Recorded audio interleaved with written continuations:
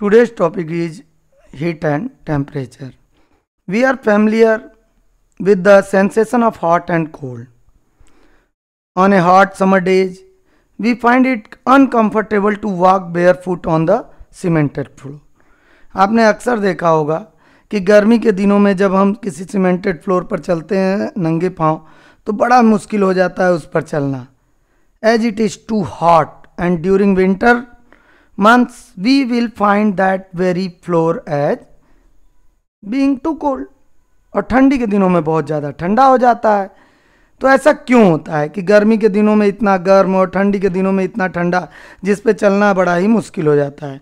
We express the degree of hotness of a body through its temperature. कोई भी body है उसके hotness को हम टेम्परेचर के थ्रू एक्सप्रेस करते हैं. The more is the temperature of the body, the hotter is it, and vice versa. जितना ज़्यादा टेम्परेचर होगा बॉडी का तो वो ऑब्जेक्ट उतना ही ज़्यादा गर्म होगा, और अगर टेम्परेचर कम है तो वो बॉडी उतनी ही जो है ठंडी होगी.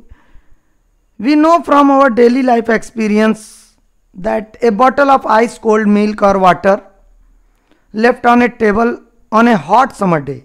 आपने देखा होगा गर्मी के दिनों में आप ठंडा पानी बिल्कुल चिल्ड वाटर टेबल पर रख दीजिए और उसको कुछ देर के लिए छोड़ दीजिए तो आप नोटिस करेंगे कि कुछ देर में वो गर्म हो जाता है.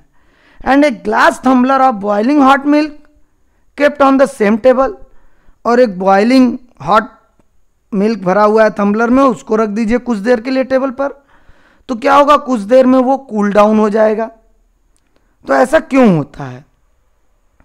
It shows that when the temperature of a body and its surroundings are different, इससे हमको ये पता चलता है कि अगर किसी ऑब्जेक्ट का टेम्परेचर और उसके आसपास का जो सराउंडिंग यानी वातावरण है उसके टेम्परेचर में डिफरेंस होगा तो क्या होगा, हीट ट्रांसफर होगी, एनर्जी ट्रांसफर होगी. और कब तक ट्रांसफर होती रहेगी? तब तक ट्रांसफर होती रहेगी जब तक कि दोनों ऑब्जेक्ट यानी वो ऑब्जेक्ट और उसके आसपास का एटमॉस्फेयर का टेम्परेचर सेम ना हो जाए. तब तक क्या होगा, एनर्जी का ट्रांसफ़र होता रहेगा. अब क्वेश्चन उठता है कि एनर्जी का ट्रांसफ़र किधर से किधर होगा भाई? तो एनर्जी के ट्रांसफ़र देखिए, जब हम बात करते हैं कोल्ड वाटर की तो कोल्ड वाटर है इसका मतलब इसका टेम्परेचर डाउन होगा तभी तो ठंडा है. तो जब ये ठंडा है तो यानी इसके चारों ओर का जो सराउंडिंग यानी एटमॉस्फेयर है उसका टेम्परेचर अधिक होगा. तो सराउंडिंग से जो है इस कोल्ड वाटर की ओर एनर्जी ट्रांसफ़र होगी. और इसी तरह जब हॉट मिल्क लेते हैं हम तो हॉट मिल्क के केस में क्या होगा कि जो मिल्क है उसका टेम्परेचर बहुत ज़्यादा है और उसके आसपास का जो सराउंडिंग है यानी एटमॉस्फेयर है उसका टेम्परेचर मिल्क के कंपेयर में कम है. तो जो एनर्जी है वो ट्रांसफ़र होगी हॉट मिल्क से सराउंडिंग्स की ओर, एटमॉस्फेयर की ओर. तो based on such experience we can say that, इन सारे एक्सपीरियंस के आधार पर हम कह सकते हैं कि heat is a form of energy, जिसे हम हीट एनर्जी या थर्मल एनर्जी भी कहते हैं, that is transferred from one body to another due to the existence of temperature difference between them. इस बेस पर हम ये कह सकते हैं कि दो ऑब्जेक्ट के बीच हीट का ट्रांसफ़र तब तक होता रहेगा जब तक कि उन दोनों के टेम्परेचर में थोड़ा सा भी डिफरेंस होगा. और अगर दोनों का टेम्परेचर बराबर हो गया तो ये हीट ट्रांसफ़र का प्रोसेस रुक जाएगा. फिर ट्रांसफ़र ऑफ हीट एनर्जी, अब क्या हो रहा है कि हीट एनर्जी गर्म ऑब्जेक्ट से ठंडे ऑब्जेक्ट की ओर ट्रांसफर हो रही है. ये बात तो हम लोग को समझ में आ गई. ट्रांसफर ऑफ हीट एनर्जी और thermal energy always takes place from the body at a higher temperature to that a lower temperature. Clear हो गया है कि जो हीट ट्रांसफर होगा हमेशा वो हाई टेम्परेचर वाले ऑब्जेक्ट ज़्यादा टेम्परेचर वाले ऑब्जेक्ट से कम टेम्परेचर वाले ऑब्जेक्ट की तरफ होगा. अभी आपने देखा था जो आइस कोल्ड वाटर था तो उसका टेम्परेचर कम था, एटमॉस्फेयर का टेम्परेचर अधिक था, तो एटमॉस्फेयर से हीट एनर्जी ट्रांसफ़र हो रही थी वाटर की तरफ। और जब हॉट मिल्क हमने लिया तो हॉट मिल्क के केस में क्या हो रहा था कि भाई मिल्क का टेम्परेचर ज़्यादा था और उसके सराउंडिंग का टेम्परेचर कम था, तो मिल्क से सराउंडिंग की तरफ हीट एनर्जी ट्रांसफ़र हुई। यहाँ एक एक्टिविटी का भी जिक्र कर देता हूँ। आपने अक्सर अपने घर में देखा होगा कि जो है, अभी तो ये बात हो गई हाई टेम्परेचर से लो टेम्परेचर की ओर हीट ट्रांसफ़र होती है। एक एक्टिविटी आपने घर पर देखा होगा, आपकी मम्मी जब कभी चाय बनाती होंगी या फिर पानी उबालती हैं, तो इस तरह से स्टीम हमको दिखाई देता है, भाप दिखाई देता है। तो ये भाप क्यों उठता है? ये भाप इसलिए उठता है क्योंकि हम लोग वाटर को हीट प्रोवाइड करते हैं। हीट प्रोवाइड करते हैं, पानी गर्म होता है, पानी गर्म होकर वेपर में कन्वर्ट होता है। और इस दौरान हम एक चीज़ नोटिस करते हैं कि अगर इसके ऊपर कोई लीड या ढक्कन रख दें तो the lid then rises up and falls down again and again. तो क्या होगा, ढक्कन बार बार उठेगा गिरेगा, उठेगा गिरेगा। अगर आप लोगों ने ऐसा कभी देखा है अपने घर में तो ज़रा कमेंट करके यस लिखिए भाई, तब मैं जानूँ। Here the steam which is form by the heated water could raise the lid. उसके अंदर क्षमता है कि वो लीड को उठा सकती है। It means heat does mechanical work. भाई हीट के कारण वेपर बना और वेपर ने लीड को उठा दिया, यानी उसने कुछ मैकेनिकल वर्क किया।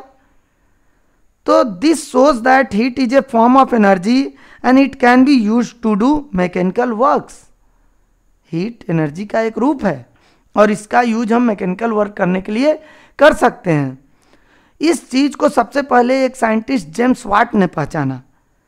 देखते तो सभी लोग थे, लेकिन इस मैकेनिकल पावर को हीट के जेम्स वाट ने समझा और उसी सिद्धांत पर बेस्ड उन्होंने एक स्टीम इंजन तैयार किया। भाप से चलने वाला इंजन, पानी को गर्म करके भाप बनाया जाता था और उससे इंजन को चलाया जाता था, यानी मैकेनिकल वर्क कराया जाता था। और इसी प्रोसेस पर बेस्ड होता है हमारा जो कोयले से जलाकर पानी गर्म करते हैं और स्टीम बनाते हैं और फिर स्टीम को फ्लो करा के टरबाइन चलाकर इलेक्ट्रिसिटी प्रोड्यूस करते हैं। वो भी यही चीज़ शो करता है कि heat is a form of energy and it can be use to do mechanical works. इस तरह से काम हो जाता है। हीट एनर्जी को एज ए मैकेनिकल वर्क भी हम यूज कर सकते हैं, उसके थ्रू काम कर सकते हैं। अब क्वेश्चन उठता है कि हीट और टेम्परेचर, ये दो टर्म आ रहे हैं, तो क्या ये दोनों सेम थिंग है या दोनों में कोई रिलेशन है या दोनों अलग अलग चीज़ें हैं? We often observe that when we heat a body its temperature rises. जैसे ही आप किसी बॉडी को गर्म करते हो तो उसका टेम्परेचर बढ़ने लगता है, ठंडा करते हो तो टेम्परेचर डाउन होने लगता है। This indicates that heat and temperature are related to each other. इससे पता चलता है कि जो टेम्परेचर और हीट है both are related to each other. ठीक, तो दोनों एक दूसरे से रिलेटेड हैं। हीट अधिक होगी तो टेम्परेचर बढ़ेगा, हीट कम होगी तो टेम्परेचर डाउन होगा। अब बात करते हैं कि हीट एक्चुअल में है क्या। तो हम लोग ये तो समझ गए हैं heat is a form of energy. ठीक है, heat is the energy of the body that is due to the motion of its constituents particles. यानी जो बॉडी है, जिन मॉलिक्यूल से मिलकर बना है, उनके वाइब्रेशन के कारण जो एनर्जी प्रोड्यूस होती है दैट इज हीट एनर्जी। ठीक है, और दूसरी तरफ temperature is just an indicator of this energy. और टेम्परेचर क्या है? इस हीट एनर्जी का केवल एक इंडिकेटर है, वो बताता है कि इस बॉडी में कितनी हीट एनर्जी है। Even a cold object possesses heat energy due to the motion of its particle. आप देख पा रहे होंगे कोल्ड ऑब्जेक्ट में भी हीट एनर्जी होती है due to the motion of this particle, its particle. Okay, आप जैसे जैसे हीट एनर्जी किसी बॉडी को देते जाएंगे, हीट प्रोवाइड करते जाएंगे, the motion of it's molecules become faster. और अगर कम करते जाएंगे हीट तो क्या होगा? स्लोअर होते जाएगा उसका वाइब्रेशन। तो on the basis of it we can understand that कि जैसे जैसे हीट बढ़ाते जाएंगे बॉडी का टेम्परेचर बढ़ता जाएगा, हीट कम करते जाएंगे बॉडी का टेम्परेचर कम होता जाएगा। आई होप कि आपको वीडियो अच्छा लगा होगा, समझ में आया होगा। Thank you for watching the video. Video अच्छा लगा लाइक करें, शेयर करें, कमेंट करें।